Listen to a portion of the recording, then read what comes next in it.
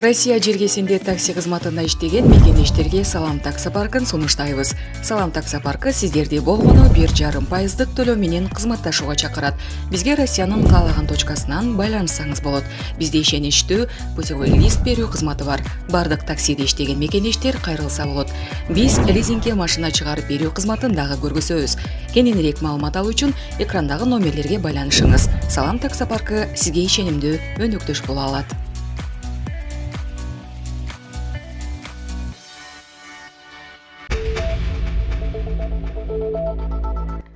Түндүк түштүк альтернативдүү жолу эксплуатацияга берилет. Бул тууралуу Министрлер кабинетинин төрагасынын орун басары Бакыт Төрөбаев 2023 жылдын жыйынтыгы боюнча Министрлер кабинетинин жыйынында билдирди. Ал 2024 жылдагы жасалуучу иштерге токтолуп жатып, транспорт жана жол тармагында аткарыла турган иштерди тизмектеди. Түндүк түштүк альтернативдүү жолу эксплуатацияга берилет. Балыкчы Чолпон ата Корумду жолунда асфальт төшөө иштери аягына чыгарылат. Түп кеген, Каркыра, Турук, Сары Жаз, Балыкчы, Бөкөнбаев, Парскон, Нарынбаетова, Алабука, Жаңы Базар, Кировка, Ош, Паткен, Исфана жолдорун реконструкциялоо иштери улантылат.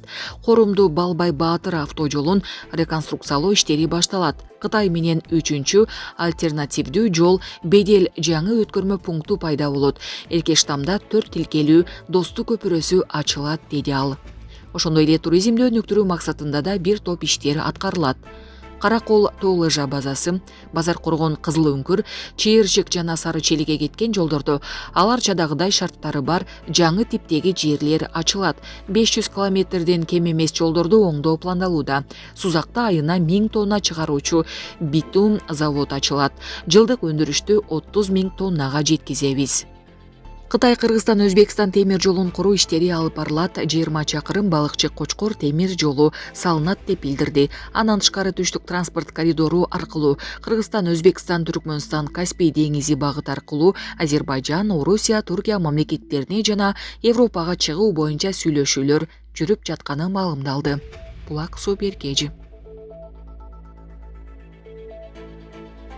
Автоунааларга милдеттүү түрдө видео көзөмөл орнотуу сунушталууда. Ички иштер министрлиги автоунааларга милдеттүү түрдө видео камера орнотуу жөнүндө мыйзам долбоорун сунуштады. Тийиштүү мыйзам долбоору жогорку кеңештин сайтына жарыяланды. Анда министрлер кабинети тарабынан аныкталган тракторлорду, өзү жүрүүчү технологиялык машиналарды жана башка транспорт каражаттарынын түрлөрүн кошпогондо бардык автоунааларда жазуучу прибор видео каттуу болушу керектиги белгиленген.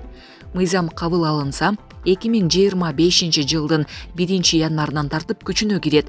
Мындай жабдык орнотпогондорго айып пул салынат. Ички иштер министрлигинин негиздемесинде видео камера укук бузууларды аныктап, жол кырсыктарын талдоо, талаш жараткан жагдайларда маанилүү экени белгиленет. Булак Суперкежи.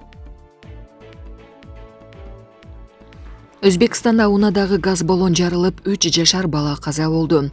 Навой облусунун Кызыл Тепе районунда Кобальт автоунаасында газ баллон жарылып 3 жашар наристе каза болду. Бул тууралуу 25 декабрда облустук ички иштер башкармалыгы кабарлады. Маалыматка караганда кырсык 24 декабрь күнү эртең менен болгон. Кафелердин биринин алдында токтоп турган Кобальт автоунаасындагы газ баллону жарылып, ичиндеги айдоочу менен анын 3 жаштагы баласы жаракат алган. Алар түрдүү жараттары менен ооруканага жеткирилген. Бирок дарыгерлердин аракетине карабай, бала реанимация бөлүмүндө чарчап калган. Бул окуя боюнча райондук ички иштер башкармалыгынын тергөө бөлүмү болжолдуу тергөө иштерин баштады. Булак Габаритова. Сойкулук менен күрөш. 1 май районунун акими жана райондук милициянын бөлүм башчысы жумуштан алынды. Бул тууралуу бүгүн 25 декабрда УКМКнын төрагасы Камчыбек Ташиев Чүй облусундагы УКМКнын жаңы салынган имаратынын ачылышында билдирди. Анын айтымында алар мыйзамсыз интимдик кызмат көрсөткөн жайларга бөгөт коюу боюнча иштердин алкагында кызматынан алынышкан. Ошондой эле онго жакын милиция кызматкерлерине, мэрия жана УКМКнын айрым кызматкерлерине катуу чаралар көрүлгөнүн кошумчалады. Буга чейин Бишкек шаардык милициясы каладагы Кулиев көчөсүндө сойкукана аныкталганын, Ички иштер министрлигинин башкы башкармалыгынын 10 жооптуу кызматкери жоопкерчиликке тартылганын, алардын ичинен 1-май райондук Ички иштер башкармалыгынын номер 8 бөлүмүнүн башчысы кызматынан бошотулганын кабарлаган. Булак Супер KG. Президент Садыр Жапаров Санкт-Петербургка барды. Кече 24 декабрда президент Садыр Жапаров Санкт-Петербург шаарына иш сапар менен барды. Бул тууралуу президенттин маалымат кызматынан билдиришти. Маалым болгондой, мамлекет башчынын борту Пулково эл аралык аэропортуна конду. Өлкө башчыны Санкт-Петербургдун губернатору Александр Беглов жана башка расмий адамдар тосуп алышты. Эскерте кетсек, мамлекет башчысы жогорку Евразия экономикалык кеңештин кезектеги жыйынына жана көз карандысыз мамлекеттер шериктештигине кирген өлкөлөрдүн жетекчилеринин бейформал жолугушуусуна катышат. Булак Супер KG.